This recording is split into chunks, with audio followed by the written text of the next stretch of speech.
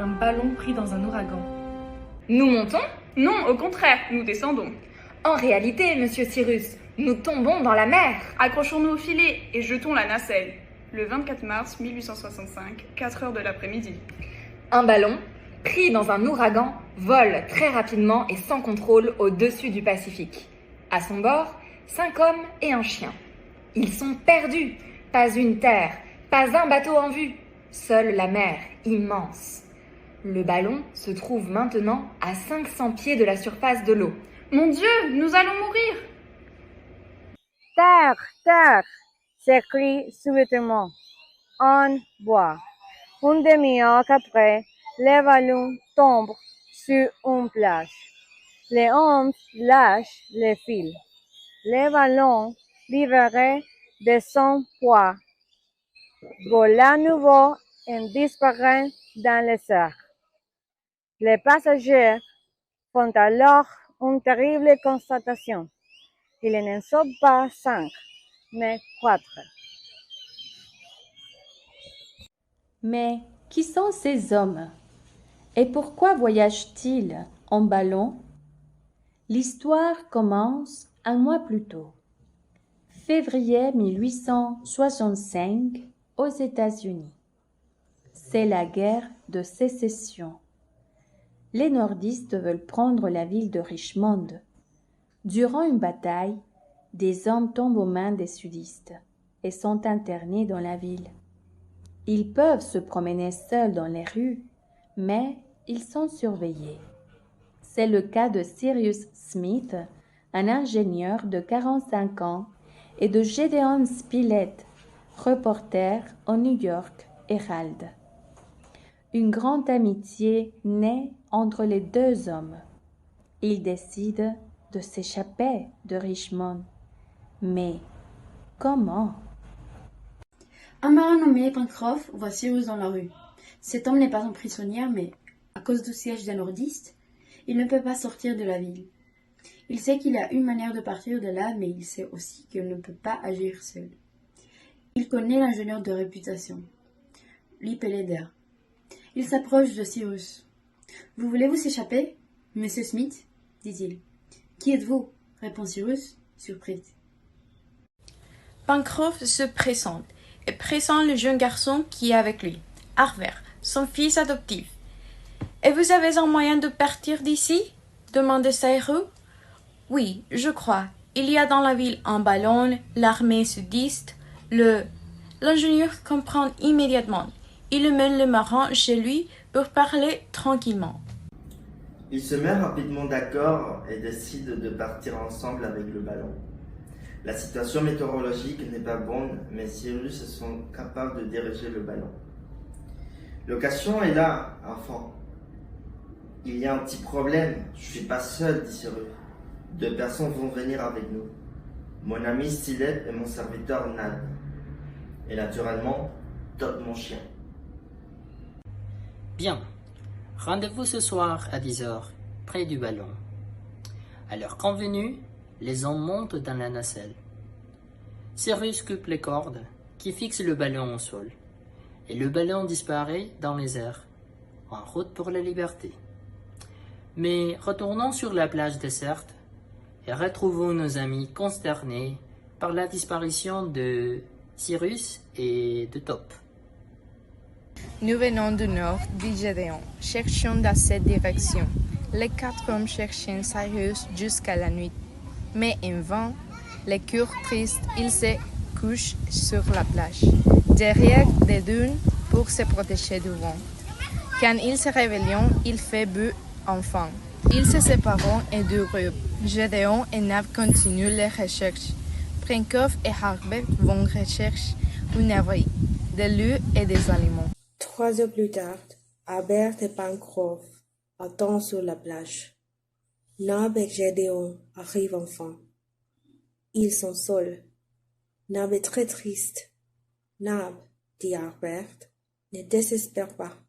Il va apparaître, c'est sûr. Maintenant, il faut manger pour prendre des forces. En effet, un repas composé de moules, d'œufs et d'eau potable est prêt. Dans les rochers, dit Pencroff, il y a une grotte. Elle est parfaite pour nous protéger des intempéries. Nous avons aussi du bois pour faire du feu. 26 mars. Nab, Harbert et Pencroff continuent leurs recherches. Gédéon, lui, reste dans la grotte. À 6 heures du soir, Harbert et Pencroff rentrent.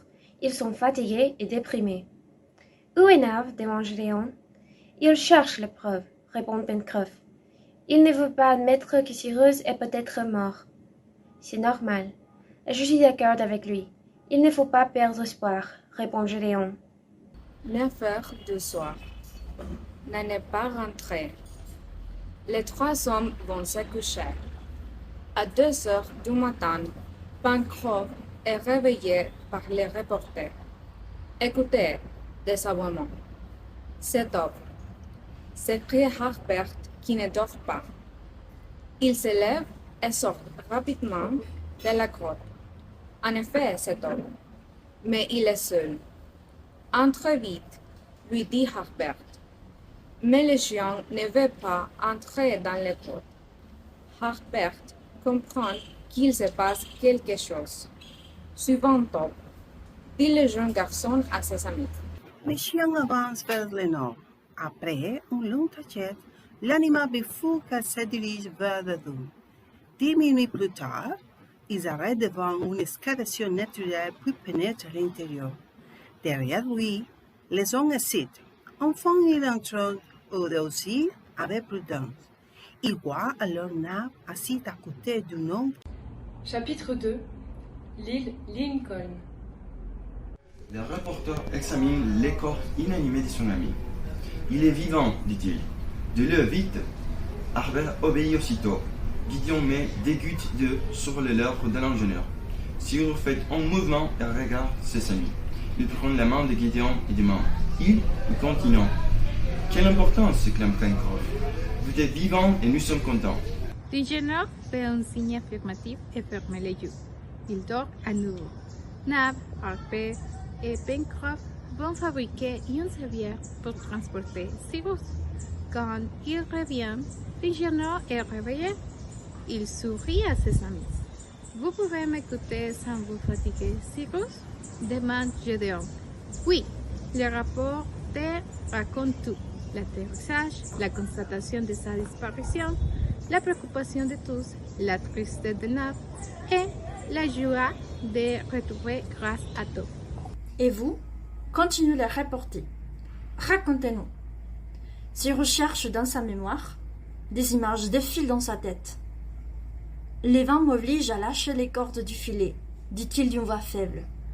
Je me vois tomber dans la mer et nager, nager. Mais mes souvenirs s'arrêtent là. Ma présence ici dans les dunes est un mystère pour moi. Il y a des traces de pas qui viennent de la plage. Ce sont vos pas sans doute, dit Pencroff. Je n'y crois pas. Je ne me rappelle pas. Désolé. À midi, les hommes s'installent Cyrus sur la civière et vont à la grotte. Quand Cyrus se réveille, le matin suivant, il demande à nouveau « Île ou continent ?» « Eh bien, nous ne savons pas, Monsieur Smith, répond Pencroff. « Alors, il faut chercher, dit Cyrus. Il faut chercher un point élevé pour observer les paysages et trouver, peut-être, une réponse à ma question. » 29 mars, 10 heures du matin. L'ingénieur et Gédéon partent explorer la région. Les autres s'occupent de la nourriture. Le soir, Nab, Harbert et Pencroff rentrent les bras chargés de différents produits. Un cochon sauvage, des baies, des œufs. L'ingénieur et Gédéon sont là, devant un beau feu. Ils font aussitôt cuire les cochons. Il y a une montagne près de la forêt qui est là-bas, explique Gédéon. Demain, nous allons l'escalader et observer les lieux. 30 mars, 7 heures du matin, les 5 hommes se mettent en route. Ils arrivent bientôt au pied de la montagne. Sa forme est étrange.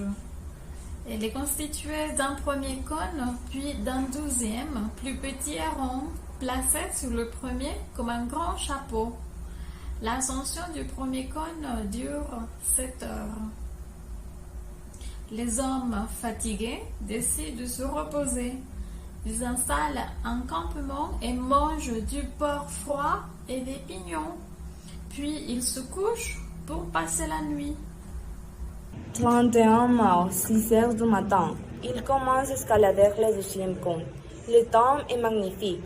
Ces montagnes est un ancien volcan, dit Gédéon. À 8 heures, ils sont au sommet. Ils regardent de tous les côtés. La mer, s'exclama-t-il. Nous sommes sur une île et elle n'est pas grande, dit Cyrus, d'une voix grave. Ils observent attentivement les paysages, des forêts.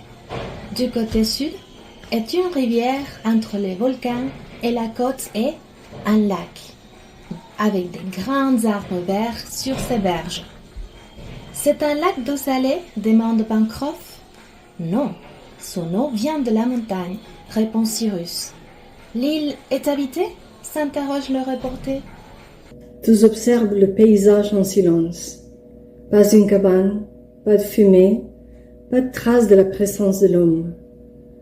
Certes, dit Cyrus.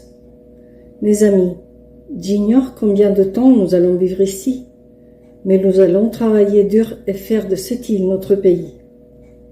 Commençons immédiatement, dit Pencroff. En route pour la grotte. Un moment. Donnons d'abord un nom à cette île, et aussi à la montagne, au lac. Bonne idée, dit Gédéon. Choisissons des noms qui rappellent l'Amérique.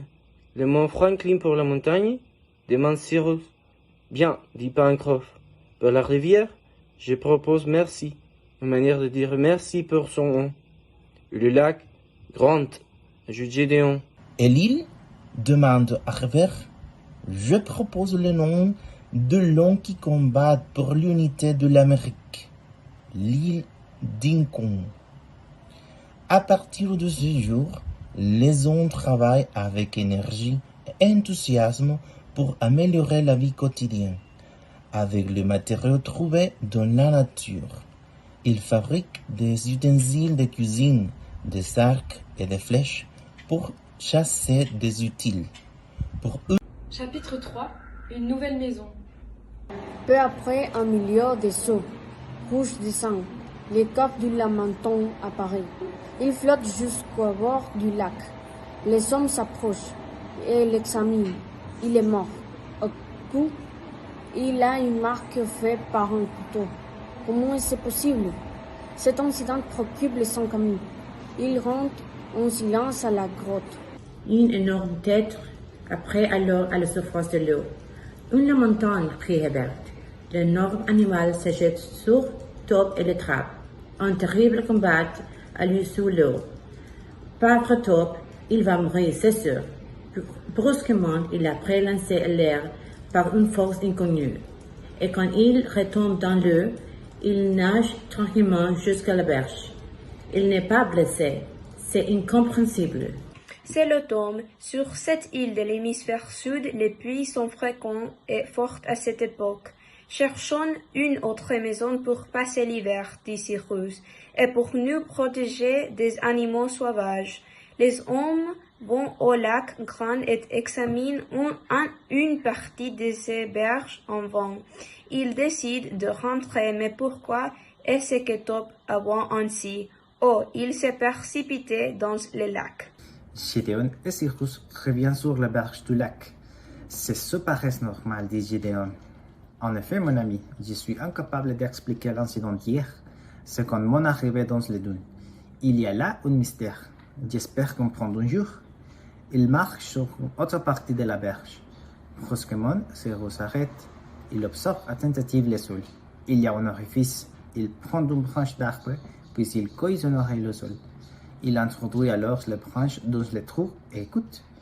Il y a une grande cavité ici, s'écria-t-il content. Intéressant, très intéressant. Mon cher ami, nous allons agrandir ce trou, entrer et explorer l'intérieur. Le jour suivant, les 5 hommes n'ont pas le temps de se reposer. Ils s'occupent d'abord de conserver la viande de la montagne qui va constituer une bonne réserve de nourriture. Puis ils commencent à agrandir le trou découvert par Cyrus.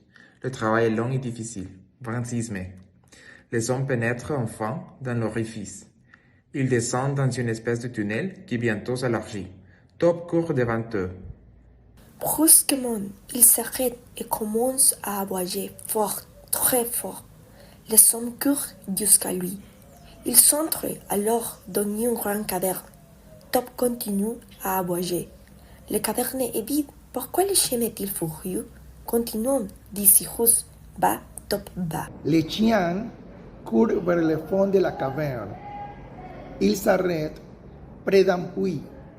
Il est agité. Il veut signaler quelque chose, mais les hommes ne comprennent pas. Un puits, dit Cyrus. Cela peut être utile. Cette partie se trouve au niveau de la mer. Mes amis, voici notre nouvelle maison. Cette caverne, demande Harbert, sceptique. Les hommes commencent à travailler dans la caverne pour faire entrer la lumière. Ils font 5 fenêtres rondes dans le mur de granit qui est face à la mer. La lumière qui entre maintenant dans la caverne a un effet magique. Les hommes amis ont l'impression d'être dans un polo merveilleux. C'est fantastique. Donnons un nom à cette maison, dit Pencroff. Granite House, dit Nab, à cause de murs. Il s'élève de mur pour délimiter différentes pièces et une immense salle et des chambres. Ensuite, il s'installe et une porte sous les fenêtres, puis il ferme l'ouverture du tunnel qui permet d'accéder à la grotte. Ils veulent ainsi éviter la mauvaise surprise comme la visite d'un animal sauvage. 31 mai. Il s'installe en fond et Granite House. 29 juillet. L'hiver est là. Il pleut et le vent souffle fort. Nos amis apprécient très bien à la fille dans la maison. Un matin, Harbert s'écrie « Regardez !» Et il montre une chose minuscule. C'est un grain de blé. Du blé, s'écrie Gédéon. C'est fantastique. Depuis notre arrivée, je rêve de manger du pain. Où avez-vous trouvé cela? Dans ma poche, répond Harbert. C'est une grande découverte, Harbert, dit Cyrus. Nous allons faire un jardin potager et les planter. Il neige. Cyrus et ses compagnons sont bloqués dans la maison pendant 10 jours, mais ils travaillent. Ils fabriquent des meubles et élaborent des plans pour le printemps. En effet, ils ont l'intention de faire le potager et une basse-cour pour des volatiles. Ainsi, ils auront des œufs et de la viande. Tout va bien. Une seule chose intrigue Cyrus, l'attitude de Top. Quand il s'approche du puits, il grogne. Étrange.